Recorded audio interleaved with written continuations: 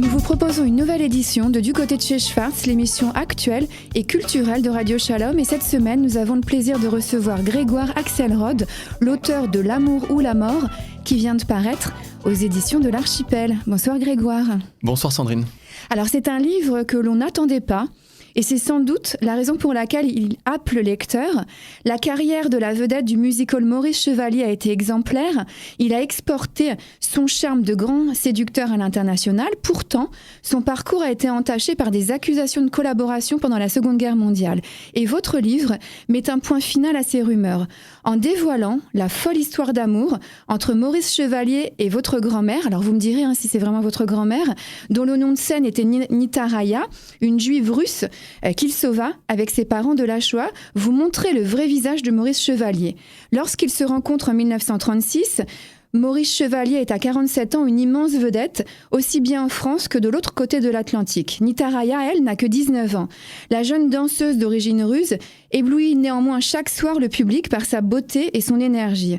Maurice Chevalier la voit sur scène et c'est le coup de foudre, un coup de foudre qui sera réciproque. Dans la France d'avant-guerre, il mène une existence folle, côtoyant les célébrités de l'époque, Édith Piaf, Tino Rossi, le jeune Yves Montand, mais aussi Joséphine Baker, Colette, le duc et la duchesse de Windsor. La déclaration de guerre de 1939 rebat les cartes. Avec Nita, Maurice Chevalier file se réfugier dans sa villa de Cannes et Nita, d'origine juive, est en danger. Maurice la rassure, il fera tout pour la protéger, elle et ses parents, mais l'étau se resserre avec l'annexion de la zone libre. Maurice et Nita se réfugient en Dordogne avec des amis. Maurice vit désormais dans la terreur qu'il soit dénoncé et grâce à ses relations, il lui procure des papiers attestant qu'elle est de religion orthodoxe.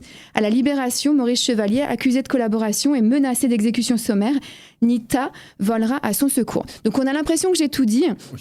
Mais en fait, il y a beaucoup de choses encore à découvrir dans ce roman qui est passionnant parce qu'on y voit défiler des personnalités qu'on a plus ou moins oubliées. Et la première question qui s'impose, Grégoire, comment vous est venue l'idée d'écrire ce livre ?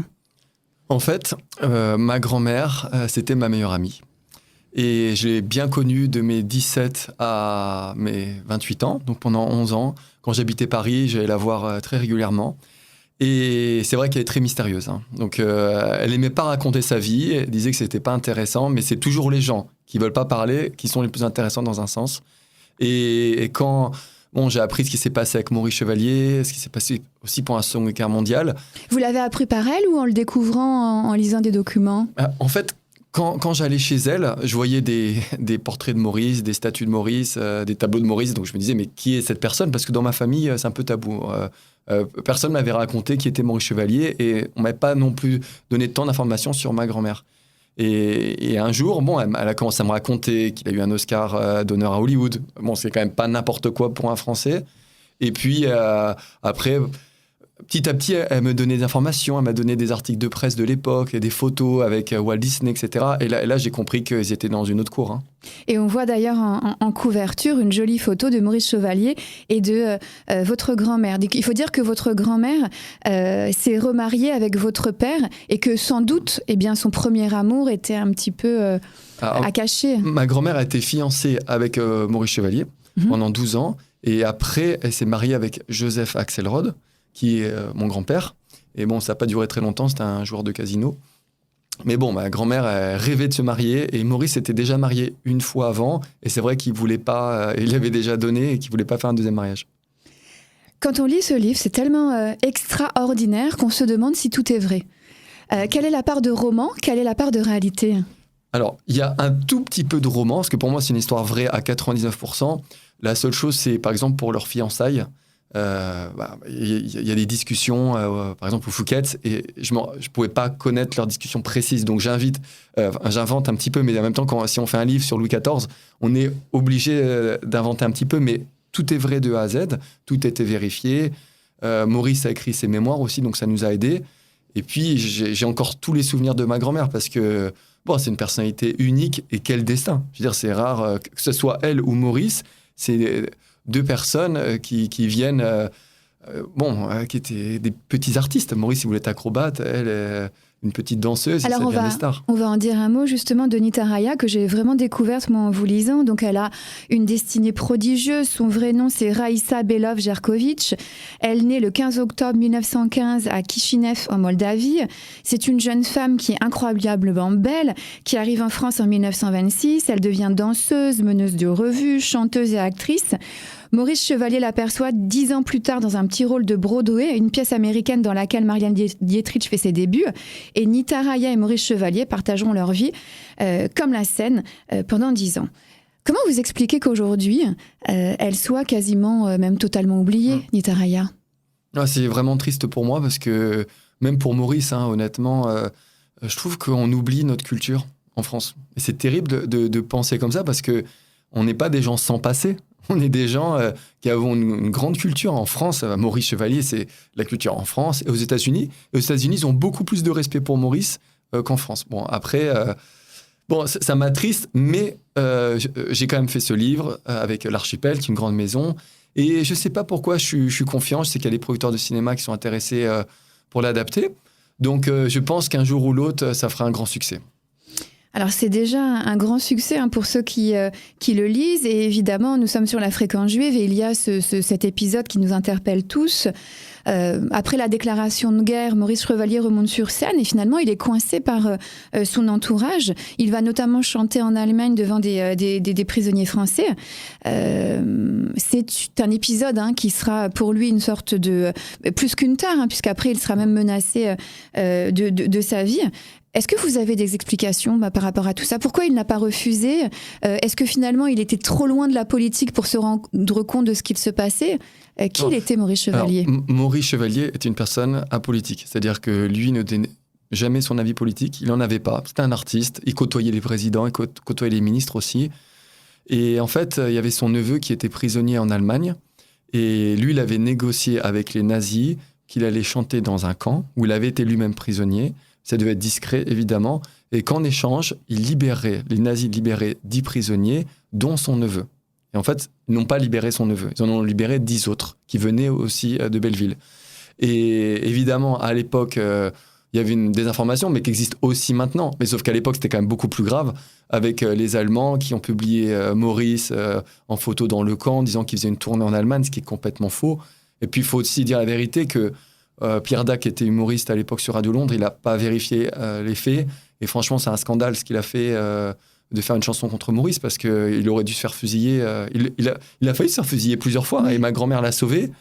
Mais il y avait là des informations à toutes les époques, mais à cette époque-là, c'était beaucoup plus grave que maintenant. Et franchement, quand tu es humoriste, tu dois minimum vérifier les faits quand tu accuses quelqu'un de collaboration, surtout sur Radio Londres à l'époque. Et Pierre Dac a fait marche arrière par la suite. Mais le mal était fait, puisque les Français qui écoutaient la radio des résistants à Londres ont entendu ces messages et ont accusé d'emblée Maurice Chevalier sans avoir de preuves. Ouais, ça c'est terrible. Pour moi, c'est envoyer quelqu'un à la mort. Donc c'est inexcusable. Après, même Maurice et Pierre Dac se sont revus à Toulouse après la guerre. Mais il y a des choses comme ça... ça a fait le buzz à l'époque, mais voilà, le minimum, c'est de vérifier les informations avant d'accuser quelqu'un. Et c'est vrai que Maurice, c'était quelqu'un de sensible, et il a vraiment très mal vécu. En plus d'être proche de se faire fusiller, toute sa vie, on lui en parle. Alors qu'il a été là-bas pour libérer des prisonniers français. Il n'a pas été payé, il n'a pas fait une tournée en Allemagne. Donc, c'était compliqué à gérer pour lui. Je pense que toute sa vie, ça a été un poids dans sa vie, et c'est terrible parce que c'est une bonne personne, Maurice. D'ailleurs, il a sauvé ma grand-mère. Alors justement, parce que la réalité, c'est que pendant l'occupation, Nita Raya tombe sous le coup des lois anti-juives. Elle est juive. Maurice Chevalier la cache dans sa villa La Louque, à la Boca, près de Cannes, jusqu'à la réquisition des lieux par l'invasion française. Nita se réfugie ensuite en Dordogne, dans la propriété des danseurs Descha Deltaï et son mari Jean Miriot, des amis de Maurice Chevalier.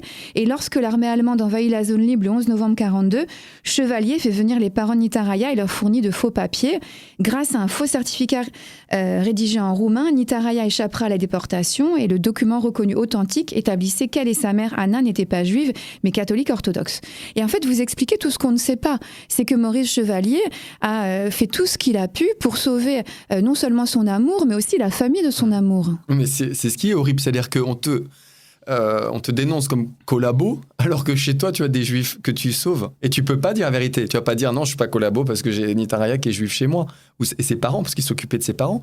Et heureusement, il avait des amis à la préfecture qui l'ont aidé à avoir ses faux papiers, en fait, qui disaient qu'elle était orthodoxe, alors qu'elle était juive. Mais imaginez pour Maurice, comme c'est difficile qu'on cache des juifs chez soi, d'entendre tous les jours qu'on a un collabo. Et c'était compliqué aussi de refuser les demandes nazies. Parce que vous savez, quand on est dans un pays occupé, on refuse, oui, Maurice disait, j'ai mal à la gorge, je suis malade, je peux pas. Mais au bout d'un moment, si tu refuses trop, les nazis s'énervent et c'est pas la même histoire. Donc c'est courageux ce qu'il a fait, d'une part, de sauver ma grand-mère et ses parents, et d'autre part, de refuser les spectacles, de refuser de chanter, parce qu'il avait une pression monumentale. Maurice, c'était une légende. Alors justement, vous expliquez un épisode que Nitaraya est convoqué à plusieurs reprises et on ne sait pas si c'est parce qu'on traque sa judéité ou si c'est pour faire pression sur Maurice Chevalier pour qu'il remonte sur scène. Après, les nazis voulaient aussi que Maurice aille à Paris, soit visible. Bon, parce que c'était quelqu'un d'important à l'époque comme artiste. Mais ils savaient, ils avaient un petit doute sur ma grand-mère, vu qu'il y avait une enquête, c'était clair qu'ils avaient un œil sur elle. Hein, donc en fait, ils sont partis en Dordogne. Et c'est vrai que Maurice, il avait une qualité, c'est qu'il marchait plusieurs heures par jour pour tout oublier. Je fais la même chose que lui. Hein. Mais la pression qu'il a entre, d'un côté, les nazis qui l'obligent à repartir à Paris, de l'autre côté, ma grand-mère qui peut dénoncer, parce qu'à l'époque, c'était difficile. Hein.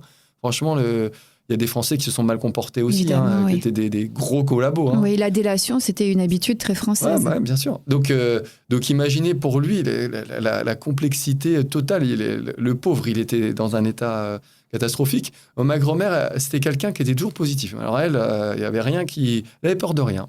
Elle avait toujours le sourire, quoi qu'il se passe dans la vie. Donc elle lui donnait un peu sa bonne énergie. Mais à la Boca, la chance qu'ils avaient, c'est qu'ils avaient une grande maison avec un grand jardin.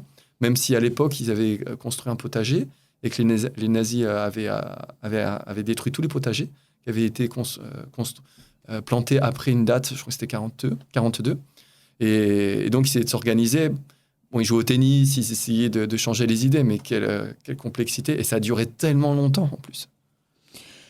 Et donc, Maurice Chevalier sauve la vie à votre grand-mère et elle va lui sauver la vie au moment de l'épuration. C'est terrible ce que vous racontez. Est-ce que tout est vrai? Que vraiment, on était venu pour le tuer? Oui, bien sûr. Non, mais ça, c'est dans les mémoires de Maurice. Tout a été vérifié. Hein.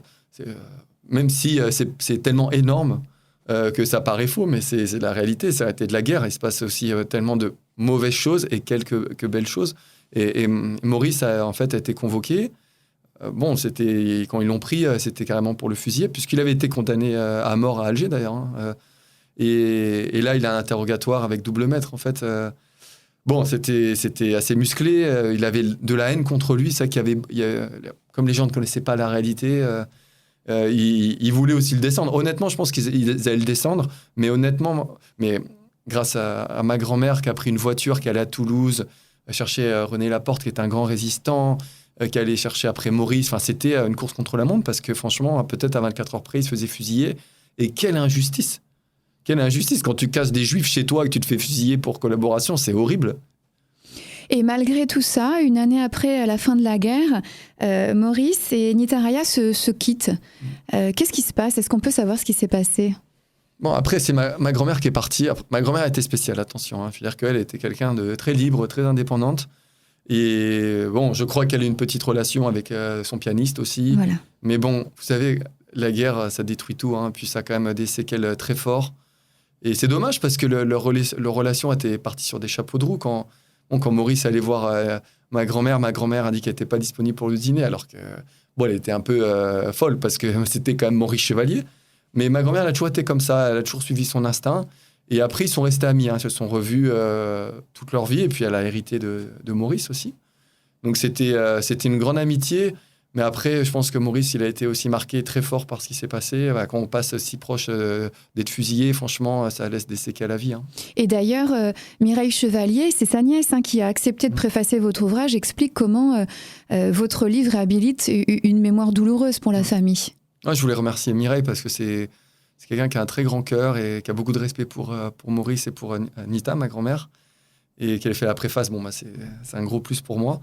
Et c'est vrai que c'est terrible parce qu'il y a toujours, même maintenant, des rumeurs. En fait, moi, j'entends souvent Maurice collabo. C'est terrible. Mais j'ai pas fait vraiment ce livre pour réhabiliter Maurice, parce que pour moi, il a jamais été en faute. J'ai fait ce livre pour raconter leur histoire d'amour exceptionnelle. Et en fait, pourquoi l'amour ou la mort? C'est parce que s'il n'y avait pas eu leur histoire d'amour, Nita, elle serait décédée, elle serait morte, et Maurice, pareil, il aurait été fusillé. Et c'est leur histoire d'amour qui a permis de se sauver l'un et l'autre. En tout cas, c'est une jolie histoire que vous racontez. Vous êtes donc le petit-fils de Nita Raya et de Joseph Axelrod, qu'elle épouse à 34 ans en 1949. Est-ce que, après le mariage avec votre grand-père, elle reste dans le music-hall? Oui, ma grand-mère, elle a toujours été active. Parce que même quand mon père est né, elle a continué à chanter, elle est partie à l'étranger. Mais après, il faut aussi dire la vérité, quand elle accompagne de Maurice Chevalier, t'as des rôles au cinéma plus facilement, t'es plus demandé, hein, parce que Maurice, c'était tellement incroyable dans l'univers des artistes. Donc oui, elle a toujours continué, mais c'était quelqu'un de simple. Et même quand je l'ai connue, elle avait plus de 80 ans, elle était en pleine forme physique. Ma grand-mère, waouh, elle a toujours été sportive dans l'âme, et je pense qu'elle a fait une grande carrière. Après, moi, j'ai pas connu malheureusement cette époque, mais quand je vois les journaux de ces années-là, elle faisait les premières pages, comme Maurice, et c'était en une de gala, Paris Match, c'était normal pour eux. Donc, Nita et Joseph ont un fils unique qui est votre papa, c'est ça? Comment il a réagi à la lecture du livre? Est-ce qu'il était heureux que vous vous intéressiez à ses origines?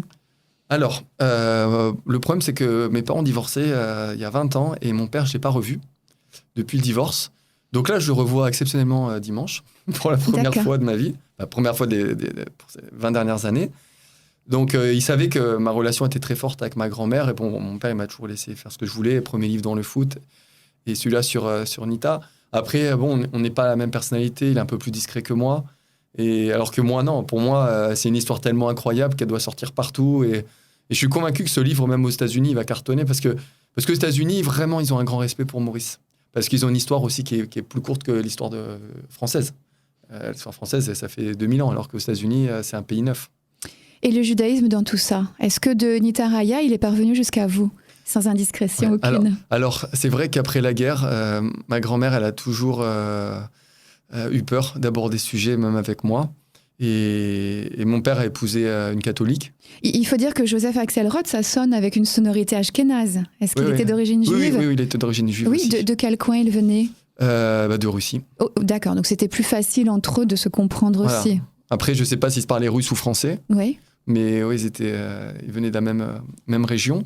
Et après, c'est vrai que moi, j'ai connu ça autour de moi. Après la Seconde Guerre mondiale, les gens qui ont vécu toutes ces années horribles de doute, où il fallait mentir sur l'origine, franchement, ils ne voulaient absolument pas parler de leur passé. Et c'est vrai que, bon, moi, je suis catholique par ma mère. Mais bon, moi, je ne peux pas renier mon passé.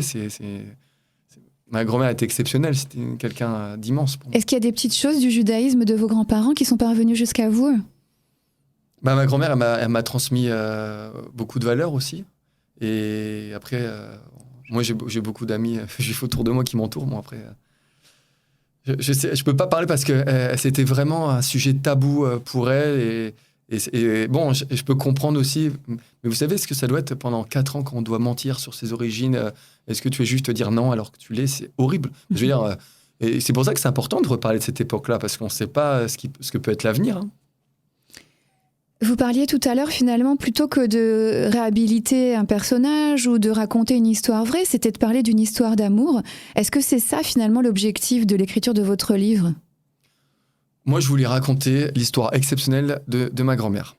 Et c'est vrai que quand je parlais avec mon éditeur, Jean-Daniel Belfond aussi, et Yves Deray, ils m'ont dit il faut raconter cette histoire qui est incroyable. Et ça a été... j'avais en tête de raconter cette histoire depuis des années, ça c'est vrai, mais ça s'est fait par le prisme de la Seconde Guerre mondiale aussi, parce que c'est la période la plus forte de leur histoire. Parce que quand ils se sont rencontrés... 1935, bon, c'était les années un peu plus cool, quoi, on va dire, facile. Alors que la Seconde Guerre mondiale, ça a été vraiment une période difficile, même pas difficile, c'est bon, à la vie et à la mort. Hein. Franchement, ils auraient pu les deux se faire disparaître. Hein. Alors, il faut dire que la littérature d'origine, c'est pas votre milieu. Vous êtes dans le sport, je crois, dans le football. Et pourtant, l'écriture est très joliment ciselée. C'est bien écrit. C'est aussi agréable à lire qu'à découvrir l'histoire. Est-ce que c'est quelque chose que vous aimez depuis toujours, écrire ? Alors, en fait, l'écriture, ça arrivait tard pour moi. Quand j'ai écrit le premier livre sur mes histoires un peu folles dans le football, mon tour du monde, etc. Et après, c'est vrai qu'on prend l'habitude d'écrire. Et après, ce livre, je l'ai écrit aussi avec Marjorie. Donc, on l'a écrit à deux. Et c'est vrai que c'était un... Bon, c'est plus facile en duo parce que moi, je ne suis pas le pur écrivain. Mm-hmm. Mais c'est vrai que j'aime écrire. Et après, c'est assez simple parce que le premier livre, c'était sur ma vie. Et le deuxième livre, c'est sur ma grand-mère qui est tout pour moi et qui est ma meilleure amie. Bon, je dis qui est tout pour moi. Il y a ma femme maintenant qui est aussi importante. Mais c'est vrai que c'était naturel pour moi de raconter cette histoire parce que je sais que ça va plaire et que ce livre, quand les gens le lisent, ils m'ont dit que c'est exceptionnel, ce livre. Alors justement, vous avez des retours, il est sorti depuis quelques semaines. Qu'est-ce qu'on vous en dit généralement ?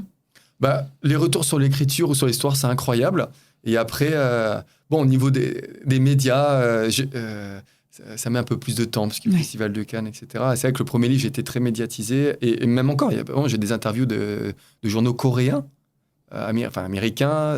Pour votre premier livre ? Pour mon premier livre, je crois que j'ai fait au moins 50 000. Vous êtes agent de footballeur, c'est ça ? Voilà, je suis agent de joueur de foot et j'ai raconté comment faire pour avoir des essais dans le monde du foot quand on est nul au foot. Bon, en fait, c'est un petit peu un livre drôle.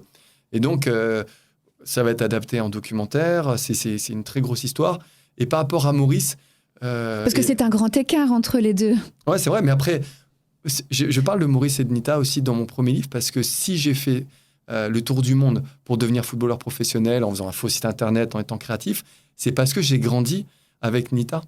Et que si ma grand-mère n'avait pas été une grande artiste et n'avait pas côtoyé quelqu'un qui a gagné un Oscar d'honneur à Hollywood, j'aurais pas été assez fou pour faire ce que j'ai fait. Donc en fait, on est liés. Et évidemment, les chiens ne font pas les chats. Donc ce deuxième livre, pour moi, c'était un peu comme dans Star Wars, il y a 3 épisodes. Ça, c'était le premier épisode. Je raconte pourquoi j'ai réussi à faire ce que j'ai fait dans le foot parce que ma famille a des racines incroyables aussi. Et c'est vrai que je suis très confiant. Je suis très confiant pour ce livre et je pense qu'aux États-Unis, ça va être aussi un très gros succès. Alors, le 3e épisode, c'est quoi ? Ah, surprise. Peut-être à la fin de ma vie, quand j'aurai été président de la République, je pourrai écrire un 3e livre. On vous le souhaite. Alors, il y a une question classique, mais néanmoins difficile pour terminer cette émission. Si en une ou deux phrases, vous deviez donner l'envie aux auditeurs et aux auditrices de la Fréquence Juive de lire votre roman, qu'est-ce que vous leur diriez ? Je voulais raconter une histoire incroyable d'amour aussi entre Maurice, que je considère comme un résistant, parce qu'il a caché ma grand-mère qui était juive, et ses parents aussi, donc il s'est quand même occupé de 3 personnes pendant la Seconde Guerre mondiale, alors qu'il était quand même contacté par les nazis tout le temps. Et je voulais raconter l'intérieur de la Seconde Guerre mondiale à travers une grande histoire d'amour, et aussi avec des personnages d'une grande qualité. Je veux dire, mon chevalier, c'est une légende, et ma grand-mère, elle a fait aussi de très belles choses dans sa vie en tant qu'artiste. Et c'est une grande réussite et un livre à lire cet été, à la fois léger et profond, puisque la petite histoire rencontre la grande histoire. Merci beaucoup Grégoire Alselrod d'avoir parlé avec nous de votre actualité. C'est la parution de L'amour ou la mort qui vient de paraître aux éditions de l'Archipel et évidemment qu'on recommande à tous nos auditeurs et nos auditrices. Bonsoir et à bientôt. Merci beaucoup Sandrine.